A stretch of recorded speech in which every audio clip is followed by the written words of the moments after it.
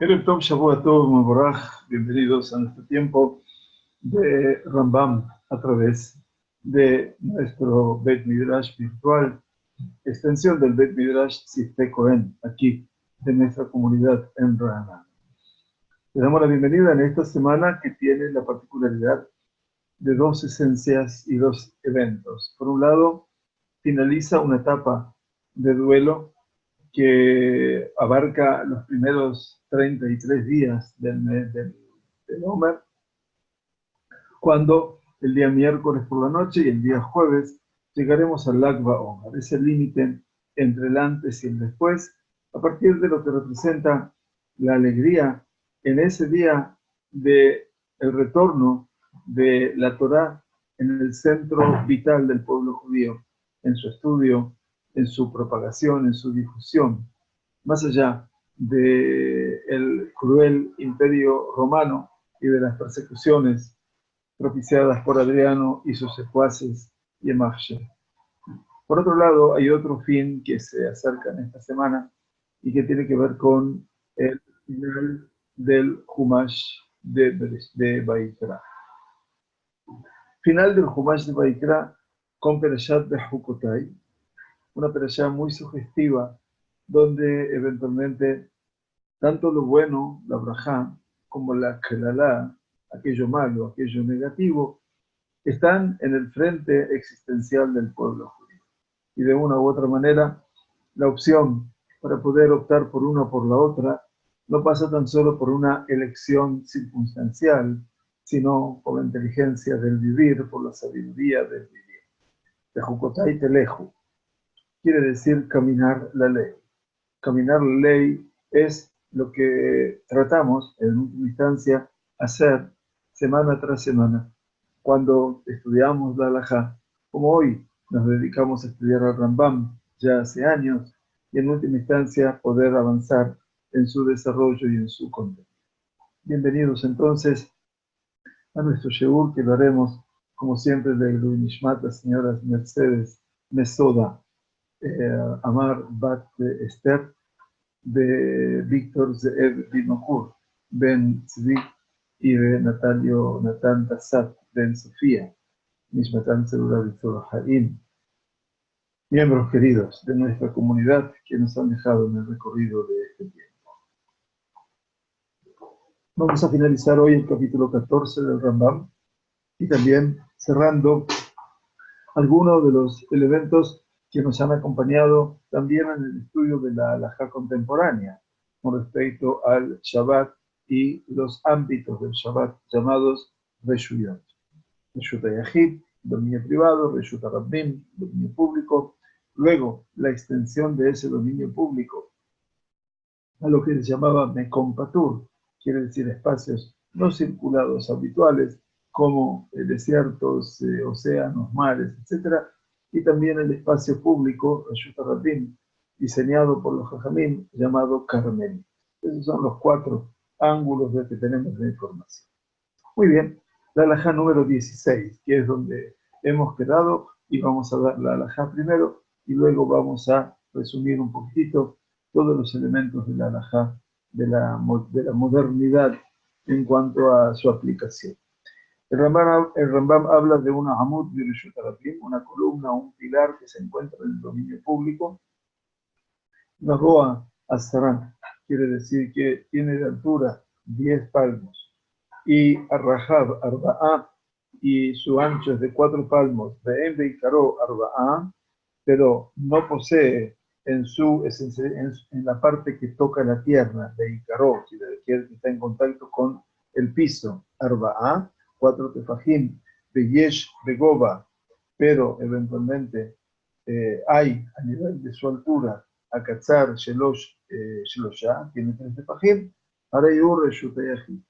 Quiere decir que ese pilar, esa columna, que se encuentra en el dominio público, se lo considera como que es un dominio privado cuando tiene 10 palmos de alto y posee una superficie superior de 4 palmos por 4 palmos en el área, pero en la tierra, pero es una superficie interior que no es 4 palmos, como dijimos. Y esto se aplica incluso cuando su extremo más pequeño tiene quiere decir el extremo más pequeño, tiene 3 palmos de alto, así explicaba el Rambam. Perdón. Muy bien. Entonces, nos habla el Rambam, dice, ¿en qué casos pasa esto? ¿En qué caso este espacio público se transforma en un espacio privado? Cuando las medidas son las que hablaba. Ahora bien, Beim Zarak, dice Rambam, de Reshuta Rabim de Nahal Gabab, Hayab. Quiere decir, ¿para qué se aplica todo esto? Si una persona arroja un objeto de ese dominio público y este objeto cae en esa columna, en ese pilar, entonces es responsable. Hayab quiere decir está transgrediendo la ley del Shabbat, porque está transportando, eventualmente o está arrojando, no importa, de un dominio a otro. Bien, ahora bien, Tel Amiklaket Goba Azarat Fajim, ahora tenemos un montículo, ¿bien? Cuya pendiente asciende a 10 tefajim, a 10 palmos, o sea, 80 centímetros, 1 metro como máximo, ¿sí? Mitoch Oref Arba Amot, que a su vez tiene una longitud de 4 amot, de 2 metros, ¿sí? De 4 codos, que son 2 metros. Eso se considera como un dominio privado. Eso nos enseña el Rambam. Lo mismo que, entonces, si yo arrojo un objeto del dominio público a ese montículo, que ya se considera un dominio privado, esa persona obviamente será pasible de la responsabilidad de haber transgredido el Shabbat. Rambam nos está planteando, obviamente, circunstancias en las cuales hoy nosotros, los seres urbanos, no las vivimos tanto. Pero, como explicábamos, los soldados, nuestros hayalim, que Kadosh Baruj Hu los cuide y les dé larga vida y los proteja siempre, cuando viven en campo traviesa, aprovecho que está Débora acompañándonos en el Sheur y desearle también mucha flajá y que Kadosh Baruj Hu la proteja. Los soldados que sí tienen que vivir en un espacio abierto donde no hay lo que nosotros tenemos en la ciudad, Eruv, quiere decir un circuito que nos permite considerar los dominios como un solo dominio, o sea, donde mi casa y la calle se comunican entre sí, yo puedo transportar, como nos pasa eventualmente en Israel, cualquier Shabbat, ese soldado o esa soldada que está afuera, que está en su campamento, su tienda, donde él duerme o descansa, es el dominio privado. Pero el patio del campamento es un dominio público. Y no hay eruv, no hay algo que los une. Entonces hay que ver si se puede o no transportar durante el día de Shabbat. Ahora bien, el Rambam nos plantea en la Halajá 17, cuando dice Na'atz Kanei de Reshuta Yahid Afilu Gavoa Me'a Ama, dice si la persona ha Na'atz, quiere decir ha clavado un cané, un tronco eventualmente, ¿no? Una caña sería, pero una caña no se puede clavar porque no tiene estructura, entonces digamos que el cané sería algo que tuviera un poquito de solidez y la persona como un poste, ¿sí? Lo clava en el dominio privado. Afilo Gaboa me ama, aunque fuera de alto de 100 codos de altura. 100 codos, acuérdense que son 50 metros aproximadamente, ¿no? 50 centímetros es lo que mide desde el dedo mayor hasta mi codo. Esta es la medida de la amá, ¿de acuerdo? Esta es la amá bíblica, el codo. Y entonces esa medida, 100 amot son la mitad, 50 codos, obviamente. Entonces dice, si cuando tiene 100 codos de afilo, que tenga 100 codos de altura, Bezarak, ¿qué hizo? Arrojó un objeto desde el lugar público, desde el ámbito público, de Nahal Gabab, y ese objeto que yo tiré de repente reposa sobre ese poste que yo clavé, esa persona se considera allá, ¿sí? Se considera que ha transgredido también el Shabbat porque ha sacado de un reshut, de un lugar privado o lugar público a un lugar privado. Shereshut Yahid Olá a la Raquía. Porque ¿hasta dónde llega, nos enseña Rambam, el dominio privado? El dominio privado, dice, se extiende hasta el Raquía, hasta los cielos. O sea que por más que tenga 50 metros de altura y que uno diga, bueno, pero ya está fuera del ámbito del dominio privado, el dominio privado, nos enseña el Rambam, llega hasta dónde? Hasta el Raquía, llega hasta el cielo. Ahora bien, habla de un ilán, quiere decir cuando un tronco de un árbol, ¿no? Ilán. Shehu omet bereshut hayahid. Dice, cuando ese tronco de un árbol se encuentra en un dominio privado, y atención, venofó, noté, l'reshut rabim, pero sus ramas, su follaje se extiende al dominio público, eso nos pasa todos los días, ¿verdad? Cuando estamos caminando por la calle y vemos que hay muchas ramas que salen hacia afuera del ámbito de la casa. Entonces, dice Rambam, Ilan, un tronco de un árbol que se encuentra en un dominio privado y sus ramas se extienden al dominio público, notó el Rabin, Bezarak, Benach, al Nofo. Y entonces, ¿qué pasó? Una persona que arroja un objeto desde el dominio público y cae en las ramas, cae sobre las ramas, el ramaje del árbol, dice Rambam, es patur, no es responsable. O sea, no se considera culpable por una acción de haber sacado algo. ¿Por qué? Porque dice, She'ein anof oleja jaraika. Porque las ramas no son automáticamente consideradas como estando en el mismo dominio que el ilán, que el tronco o la rama. Sí, en general, el follaje no sigue al ikar. Y por lo tanto, eventualmente no se lo considera que ha transgredido la realidad del Shabbat. La halajá número 18 habla de que la persona Na'atz Kane Birshut Rabim dice que la persona clavó un poste en el ámbito público, en la calle, ¿verdad? En la tierra, por supuesto. Uberroshó Trascal. Quiere decir que en la parte superior de ese poste aparece una palabra de que tiene varios significados, pero que en última instancia Trascal, algunos lo asocian que viene del griego, eventualmente. Trascal quiere decir como si fuera un sal. Sal quiere decir una bolsa o una canasta, mejor dicho. Entonces dice que si la persona clavó un poste en el ámbito público y tenía en la parte superior un sal, Bestarak Benachal Gabab, y de repente arrojó algo desde ese dominio público, entonces no es responsable. ¿Por qué? Porque en última instancia dice She'en Reshut Rabim Ela Adasara. Porque la diferencia es que el límite superior de un ámbito público es hasta 10 tefajim.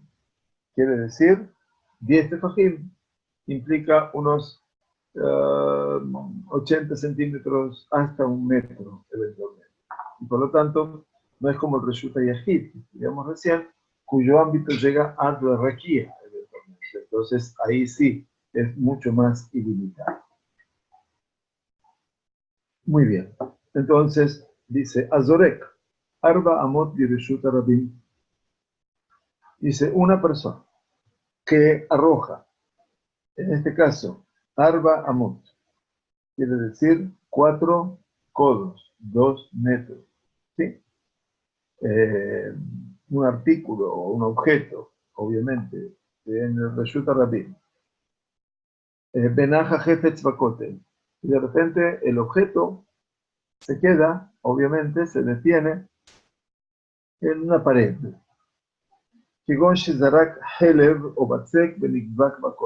Por ejemplo, esta persona arrojó algo grasoso o arrojó una masa y eso se adhirió a la pared.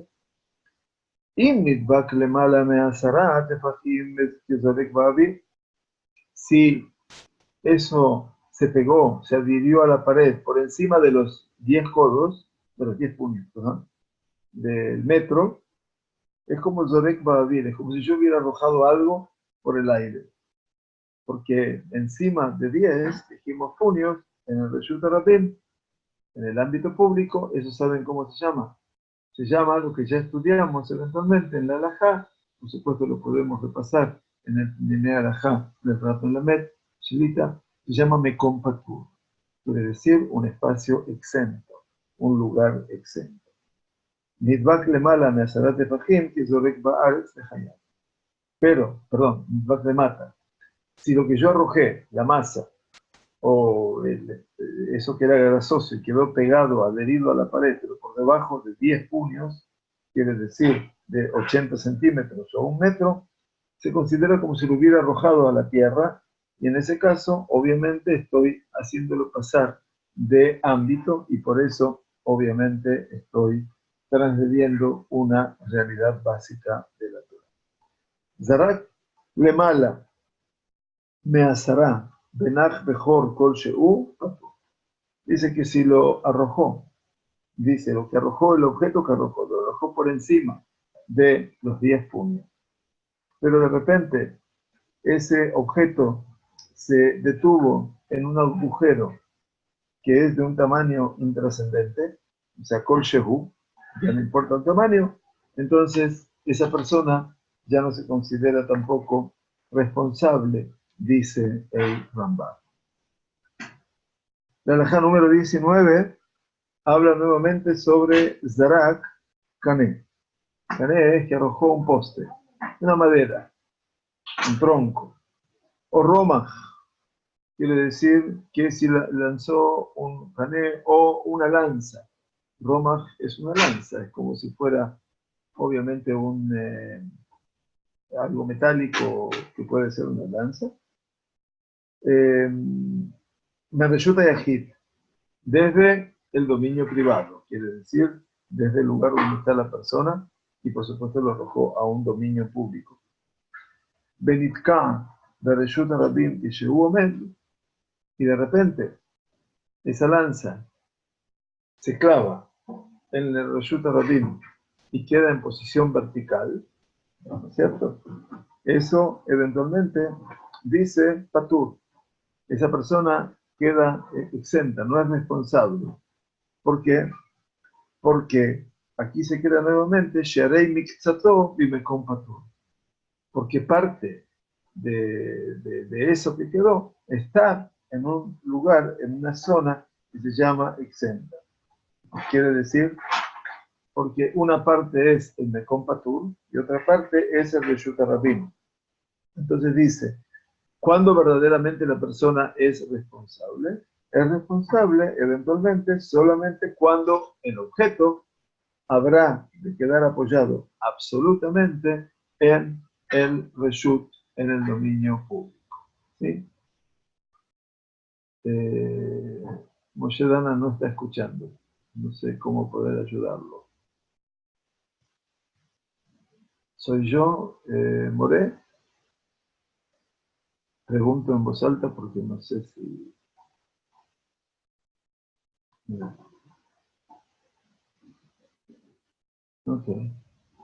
Ok, escuchen bien.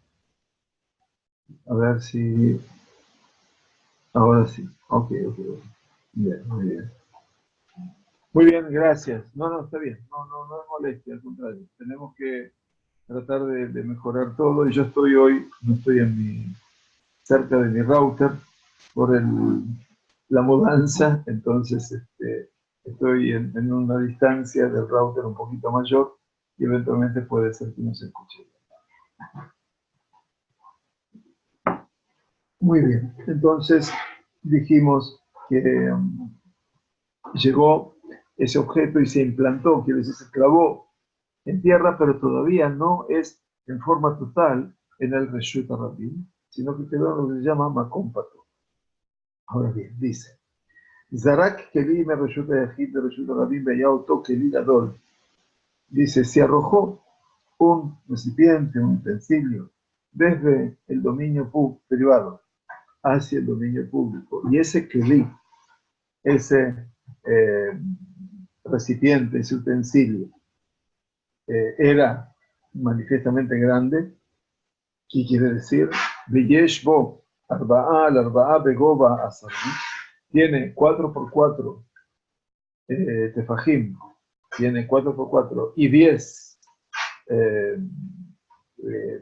puños de altura. En ese caso dice patur, porque está libre, no es responsable. Explica mi Pnei que dice Reshut HaYachid Gemura, ונמצא כמוציא ברשות היחיד לרשות היחיד. Porque ese Keli, entonces, ¿qué es? Ese recipiente, ese utensilio, constituye, por su tamaño, ¿sí? Por su volumen, 4x4x10, constituye en sí mismo un dominio privado. Y por lo tanto la persona se considera como si estuviera transfiriendo un artículo de un dominio privado a otro dominio privado. Y por eso que quedaría exento. Todos estos casos, por supuesto, ya hipotéticos para nosotros, nos van a ayudar a pensar, a reflexionar un poquitito sobre los ámbitos. Ese es el verdadero sentido del aprendizaje hoy de estos ámbitos en el Rambam, ejercitar un poco todo ese escenario. Ahora el Rambam en el Alajá número 20 nos dice Bor Ish'a de Reshut HaRabim. ¿Qué quiere decir? Un bor, un pozo, que es Ish'a. O sea que tenemos un pozo que tiene una profundidad de 9 palmos, ¿verdad? De Reshut HaRabim, que está en el dominio público. Be'akar Juliá me carcaitó. ¿Y qué hice? Saqué una Juliá, saqué una parte del fondo del pozo. Ese pozo tenía 9 palmos. Cuando saco una parte, entonces estoy haciendo que ahora tenga Beishlimore Asara. Lo llevo entonces ahora al tener 10 palmos. ¿En qué lo transformé? Los 10 palmos, ¿se acuerdan de altura? Significaba Reshut HaYachid, un dominio privado. Entonces, en este caso dice Patur, la persona no es responsable. ¿Por qué? מפני שלא הייתה המחיצה, פרדון, וישמור שרה אף על פי שהקהילת החפץ ועשיית המחיצה באים כאחד, a pesar de que, dice el Rambam, perdón, a pesar del hecho de que la eliminación del objeto y la creación del dominio se producen simultáneamente, estoy sacando una parte de la tierra, ese es el objeto, y la profundidad la hago simultáneamente, dice Mipnei, dice porque el dominio originalmente no tenía una profundidad de 10 palmos. Si hubiera tenido 10 palmos, ya se consideraba un dominio privado, esa es la altura, y por lo tanto correríamos el riesgo de transportar algo. Bien, este es el primer caso. Allá abor asara. Ahora la inversa, que plantea el Rambam. Si el pozo tenía 10 palmos originalmente, ¿sí? O sea que se considera ya como un dominio privado. Beishlich bo Juliá, y arrojó dentro de él tierra. Umiato me asará, quiere decir, lo transformó en menor de 10 palmos, en menos de 10 palmos, patur, no es responsable. O sea que ahora ese espacio que era Reshut HaYachid, lo cubrió con un palmo de tierra, tiene 9, y ahora se llama Carmelit. Carmelit es el espacio público decretado por los rabinos. ¿Recuerdan? Entonces, ese es el escenario que tenemos aquí nosotros para poder realmente seguir recreando los espacios que estamos estudiando. El TED no es responsable. Porque Shearei Anahata Jefes, Siluka Mejitza, va a. ¿Por qué? Porque la colocación del objeto y la anulación del dominio, en este caso, se producen simultáneamente. Bueno, todos son detalles, obviamente, que el Rambam nos quiere aguzar en nuestro sentido para poder entender, pero lo estoy pasando lo más rápido posible para poder dar los ejemplos que concluyen el capítulo 14. La halajá número 21 dice, Azorek Daf, Benachal Gabei Yetedot, Bikshut Arabim, Benazar Reshut Ayahit, Afilo Yakelia, Beadaf Patu. En este caso dice que una persona arroja un daf. Daf, ¿qué quiere decir? Como una tabla. No estamos hablando de una hoja. No hay dapim todavía en la época del Rambam. Es decir, hay dapim, hay pergaminos, pero no hay una tabla, estamos hablando, ¿no? Benach al Gabei Yetedot, y de repente esa tabla reposa sobre estacas o postes pequeños. Eso se llama yated, ¿sí? Eso es un yated. Yated son como estacas pequeñas eh, que son de 10 palmos, o sea, 80 centímetros eventualmente, pero no tienen un ancho de 4 palmos, o sea que son menos de 8, de 4 palmos. Entonces dice Rambam eh, que incluso al hacerlo, dice, estos yetedot están implantados en el dominio público. Y a partir de allí, al hacerlo, estoy creando un dominio privado. ¿Por qué estoy creando un dominio privado? Dice, Benazá Reshut Yahid, afilo ya quería el Gabei Adam. Inclusive, si el utensilio quedó sobre la tabla. Entonces, hay algo que yo creé como un espacio y ese espacio lo estoy transformando eventualmente en un espacio nuevo. Hice del espacio público un espacio privado. En este caso, dice Rambam, la persona no es responsable. ¿Por qué no se considera responsable? Sí, ¿por qué? Porque el fundamento de la decisión que hace Rambam es que la creación de ese dominio se produce al mismo tiempo que el recipiente o el utensilio se detiene. Entonces todo eso viene obviamente de la misma manera, de la misma forma, y por eso es que el ejemplo que sigue también es un pozo, en este caso que está en el espacio público y tiene una profundidad de 10, eh, palmos, etc. Y otra vez la misma alhaja. Ahora, la halajá número 24, que es la última de este capítulo, nos dice Rakak Maim She'u Over de Reshut Rabin. ¿Qué quiere decir Rakak Maim?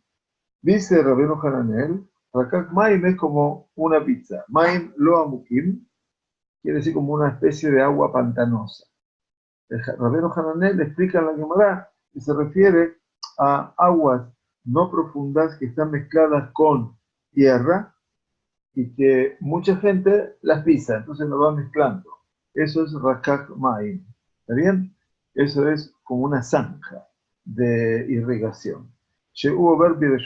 Esa zanja de irrigación que pasa, que atraviesa el espacio público, de Rabim al Jimbo, de muchas personas que caminan por él, por esa zanja. Y Membe Onko, Sarate Fajim, si esa zanja no tiene una profundidad de 10 palmos, 80 centímetros, Areyuke Reshut Rabim, se considera como si fuera espacio público. Ben Shaya Rahab Afilu Arba ya sea que fuera ancho 4 codos, 2 metros, Ben Shelo allá Berjobó Arba Tefajim, ya que no fuera en su ancho tampoco 4 tefajim, 40 centímetros o 32 centímetros. ¿Por qué? Si no fuera de ese ancho, entonces dice el Rambam, Sharei, roba Ahmed Abiyimala, pues la mayoría de la gente lo puede saltear, lo puede saltar por encima. De M al Jim Betojo y nadie caminaría dentro de esa zanja. O ir de M a un dado que no tiene en su interior, no pueden 10 palmos, a de Yur y esto se considera como parte del dominio público. Yesh Beonko Asara o Yeter, pero si tiene en su profundidad más de 10, entonces se considera ya como una carmelit, Yeshear a Yamim, como los restantes mares o ríos. Y esto es que tiene más de 40 centímetros, o 32 centímetros, Shen Carmelit Pejutame Arba. Porque un carmelit no puede tener menos de 4, eventualmente, de 4 tefajim, quiere decir de 40 centímetros o 32 centímetros. Aquí termina, en buena hora, nuestro capítulo 14. Y ahora es el tiempo, ya que estudiamos todos los detalles técnicos con respecto a los espacios públicos y privados, vamos a volver a lo que se puede transportar o no en Shabbat. En nuestra clase anterior estuvimos viendo si vestir una prenda era transportar, como si se podían llevar 2 camisas eventualmente, o sea, se podían llevar varias cosas, guantes, etc. Hoy vamos a continuar estudiando, junto con el Rab Melamed, siguiendo un poquitito todo el tema de lo que se llama la Otsa'a, quiere decir sacar de un dominio a otro dominio.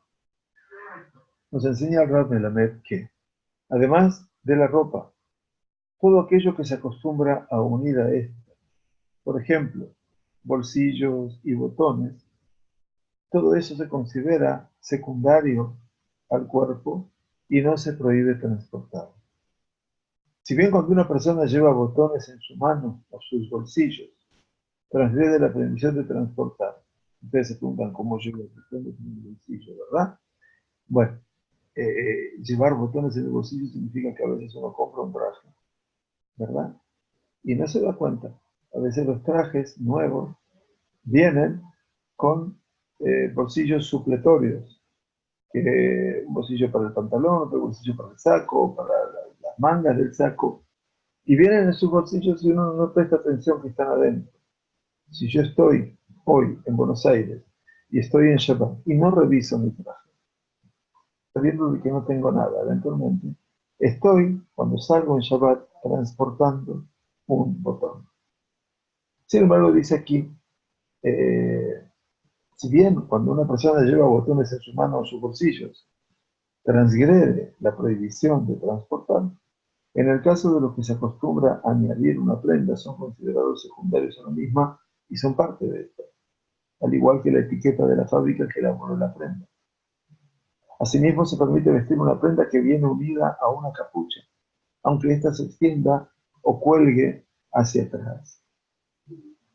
Y no se tenga intención de ponerla, puesto que es parte integral del abrigo. De la misma forma, lo que se acostumbra a unir a la prenda para adornarla se lo considera parte integral de la misma.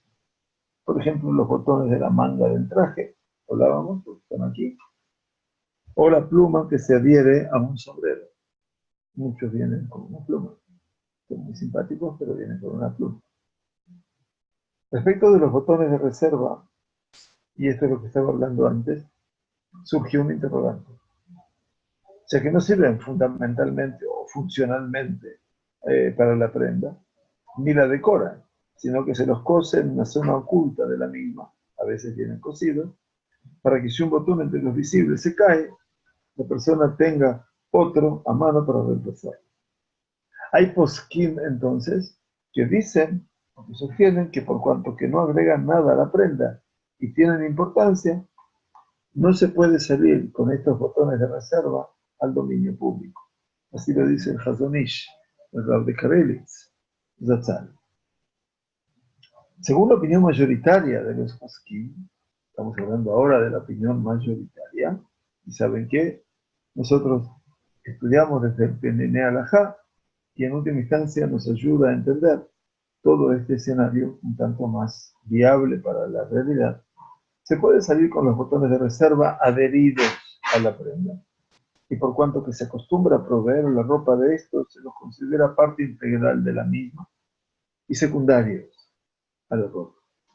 Lo mismo ocurre con la lengüeta de la cual se cuelga el abrigo en el perchero. Vieron que tienen muchos una lengüeta. Pues si se rompe de un lado, aunque en algún momento la habremos de reparar, se considera secundaria la prenda y se permite salir con esta al dominio público. Dado que se trata de un debate respecto de una norma rabínica, obviamente la posición que se adopta es la posición más flexible, ustedes comprenderán.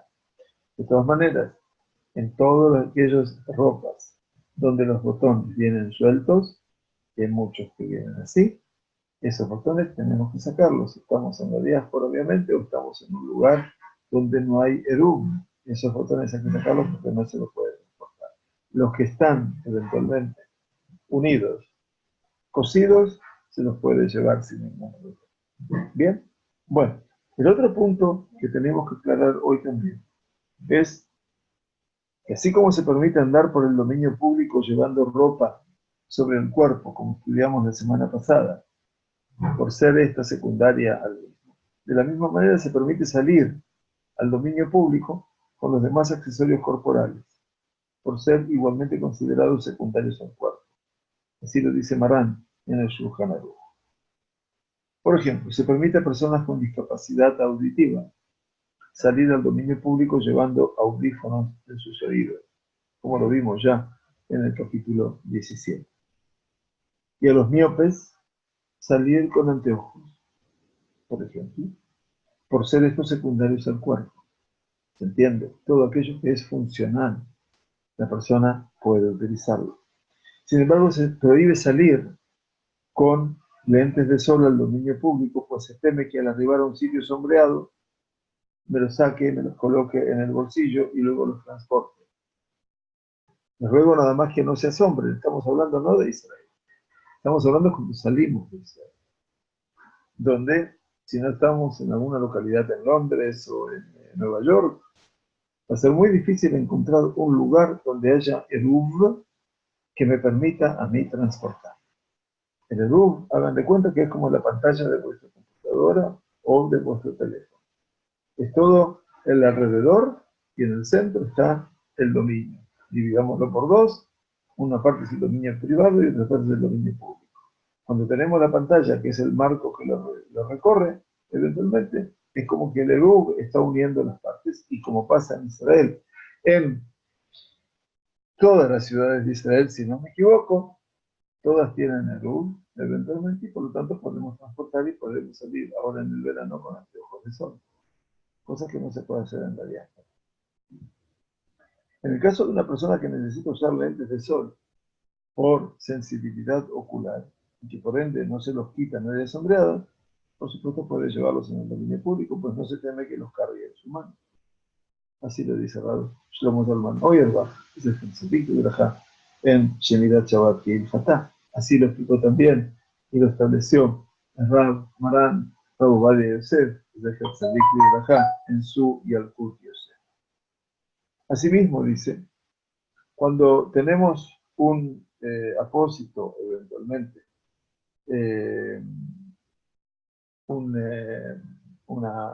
nosotros lo llamamos curita, o una venda, que están atadas o pegadas firmemente al cuerpo, para Moshe ante todo, para curar una herida o protegerla, son consideradas accesorios que sirven al cuerpo y por lo tanto se las puede portar y transportar en el dominio público. A quien le duele una mano puede también salir del dominio público con un cabestrillo, es como tener la mano detenida, ¿no? Eso se llama cabestrillo, amarrado al cuello. Y también puede salir con un aparato de ortodoncia en la boca, pues como todos estos sirven al cuerpo, se los considera secundarios a él. Y esto coincide tanto Maran, Shulchan Aruch, como la Mishnah Brura y el Rab Auerbach, Zecher Tzadik Libraja. Muy bien, Siguiendo un poquitito más, dice, ¿qué pasa con un bastón, con el perro guía y una silla de ruedas? Una persona renga que para caminar necesita ayudarse de un bastón, por supuesto que puede andar con este por el dominio público. ¿Por qué? Porque está considerado como parte de su propio cansado, ya que sin él no puede andar. Sin embargo, si la persona puede caminar sin bastón, aunque sea con gran dificultad, entonces dice Marán en Shulchan Aruch, no debe salir con su bastón. En el caso de un no vidente que usa bastón en los días de la semana, si puede prescindir de este, se transforma para él en carga y no puede llevarlo por sitios que carecen de luz. En caso de que no pueda caminar sin bastón, entre otros motivos porque no conoce el sitio donde se dirige, por supuesto que podrá salir con el mismo. Se permite a un ciego salir al dominio público con un perro guía, y a pesar de que sostiene la correa que va amarrada al collar del canino, no hay prohibición porque la correa siempre va aferrada al perro y es secundaria a su cuerpo, por lo que no se carga esa correa. Así lo dice Rav Moshe Feinstein y Rod Moshe de Tzadik Libraja, y por supuesto Rav Auerbach de Tzadik Libraja. En el caso de una persona minusválida que anda en silla de ruedas, a la que impulsa mediante sus manos, puede salir en esta al dominio público, pues la silla es considerada como si fuera su calzado, sus zapatos. Así lo dice Maran Shulchan Aruch, lo dice Rav Moshe Feinstein y Rod Moshe. Estoy hablando de columnas del pensamiento de la halajá. Sin embargo, si un minusválido no puede impulsar su silla por sus propios medios, está prohibido llevarlo, tal como se prohíbe llevarlo o cargar un bebé que no puede andar solo por el dominio público o carmelita. A los efectos de cumplir con un precepto o en caso de gran necesidad, se le puede pedir a un no judío que lleve al minusválido en su silla y de esa forma puede llegar a su objetivo. El último punto que vamos a trabajar hoy tiene que ver con las joyas. La regla indica que la prohibición de transportar no aplica a objetos secundarios al cuerpo, por lo que se puede salir al dominio público con todo tipo de vestimenta. Eso lo estudiamos la semana pasada. Según este criterio, en el caso de las joyas que adornan a la persona, mientras están puestas en o sobre el cuerpo o penden de la ropa, se las considera secundarias respecto al cuerpo y a la ropa, y al portarlas en el dominio público no se transgrede la prohibición de Otsa'a, de transportar o de tilpur. Sin embargo, los jajamim temieron que una mujer quiera mostrar a su amiga una de las joyas que lleva puesta, se la quite, la sostenga con la mano y por distracción camine 4 codos, 2 metros en el dominio público, transgrediendo la prohibición de la Torá.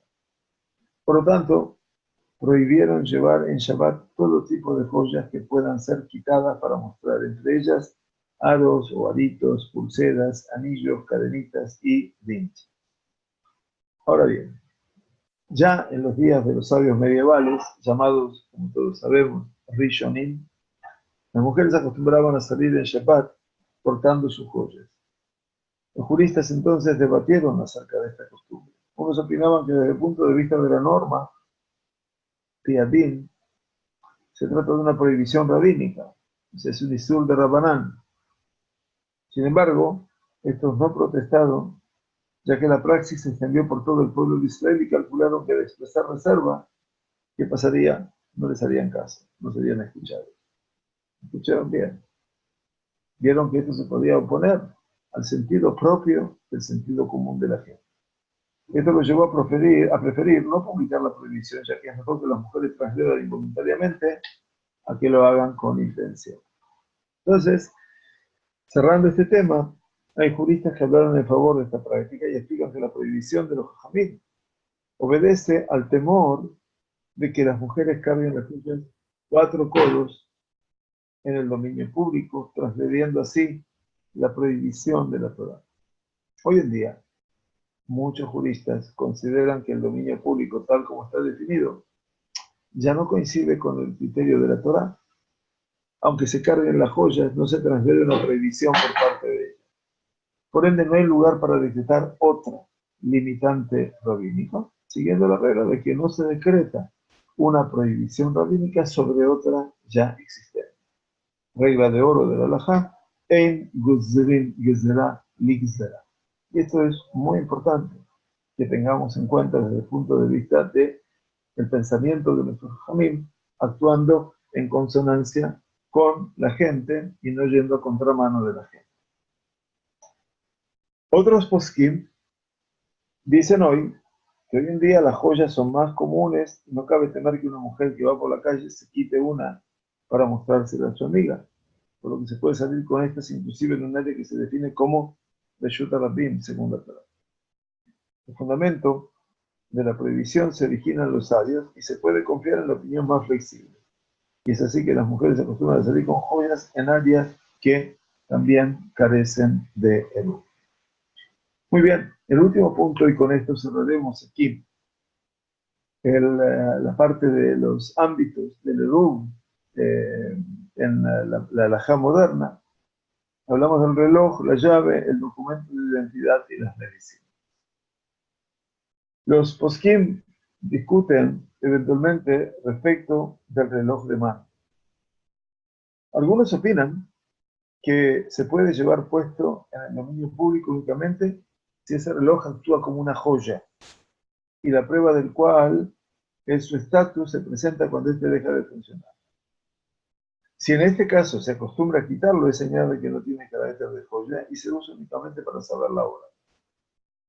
Entonces, como no cubre una necesidad del cuerpo, estaría prohibido entonces llevarlo por el dominio público en Shabbat. Sin embargo, si por ejemplo se trata de un reloj de oro y cuando deja de funcionar se lo sigue portando por ser bonito o actúa como adorno, queda claro que se trata de una joya y se permite llevarlo puesto en el dominio público. Ahora bien, muchos de los poskim consideran que debe ser considerada ropa, dado que el reloj va adjunto al cuerpo como si fuera una prenda de vestir. Y cuando no se lo porta, la persona siente que algo en su indumentaria falta.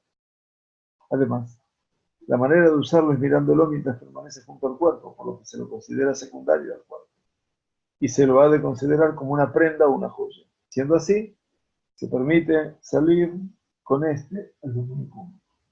La opinión principal, por supuesto, es la flexible, y quien adopte la estricta dice Yeborach, será bendecido. Una persona que vive o se aloja en un sitio que no hay eruv, se le presenta un grave problema al salir de su casa, pues no sabe qué hacer con la llave. Gran dilema. La solución es usarla como una hebilla del cinturón. Esto es, tomando un cordón por el cual habrá de pasar la llave, atándolo con un nudo de corbata y usándolo como un cinto en el cual la llave cumple la función de hebilla. De este modo, podrá salir libremente al dominio público.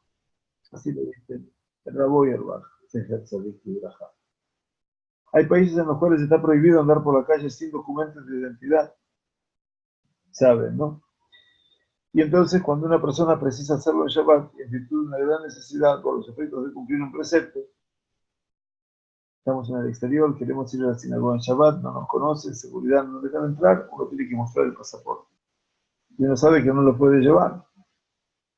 Entonces que lo transporte de un modo diferente al habitual. Por ejemplo, llevándolo bajo el sombrero o dentro de su camisa, de modo tal que el documento en cuestión no se caiga al cabeza del cinturón. Y de esta forma se transporta mediante Shvut de Shvut. Es una prohibición de rabinos sobre otra prohibición de rabinos. Este método está autorizado por los sabios. Quiere decir que te pones el documento dentro de la camisa o dentro de la ropa, eventualmente, pero no en un bolsillo. En caso de un enfermo, a quien el médico le prescribió no salir de su casa sin una medicina determinada, por supuesto que puede hacerlo en caso de gran necesidad o los efectos de cumplir un precepto, siempre y cuando el remedio lo cargue de un modo diferente al habitual. En este caso, sostienen, es correcto que quien se pliega a esta actitud flexible no se pare del dominio público, sino que camine por este sin pausa hasta llegar al dominio privado deseado. Y de esa manera lleva su remedio. En el caso de un área que no está rodeada por un Eruv y existe un imperativo de seguridad y salvaguardar la vida, eso se llama, como estudiamos, Pikuach Nefesh, que requiere que personas carguen armas o teléfonos celulares. Por supuesto que podrán salir portándolos a todos los sitios que se acostumbra ir en Shabbat. El teléfono se habrá de cargar de un modo diferente al habitual, pero el arma se tiene que portar de acuerdo al modo habitual, ya que hacerlo de un modo diferente implica mucho más riesgo de lo que imaginamos. Se prohíbe salir en Shabbat con arma y medios de comunicación si se trata de un paseo. Y esta norma se va a explicar, obviamente, en otro ámbito, pero que en última instancia se sabe que debemos tenerlo presente para así cumplir el Shabbat o preservar el carácter del Shabbat Kodesh. Muy bien, nos encontraremos Dios mediante después del Lag BaOmer, que tengamos Lag BaOmer Sameach con el capítulo 15 ya del Rambam, quiero decir, promedia la Simchot Shabbat, que son 30 capítulos. Shavua Tov, buena semana, gracias por compartir con nosotros este tiempo de estudio. Que Kadosh Baruj Hu bendiga a cada uno y uno y que nos dé mucha salud y mucho bienestar en esta semana. Laila Tov, que estén muy bien. Gracias.